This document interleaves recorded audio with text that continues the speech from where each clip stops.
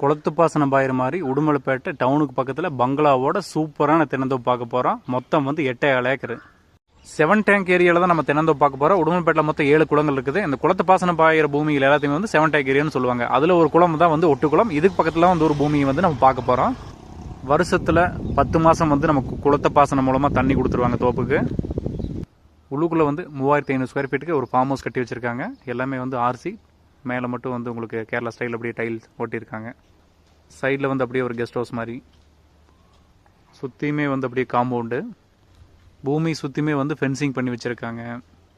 தோட்டத்தில் மொத்தம் 2 கிணறு இருக்குது. இது வந்து முதல் கிணறு. தண்ணி எப்போவுமே இதே மாதிரி தான் ஸ்விம்மிங் பூல் மாதிரி நிறைஞ்சே கிடக்கும். ஏன்னா குளத்து பக்கத்தில் இருக்கிறனால உங்களுக்கு நான் சொல்ல வேண்டியதில்லை.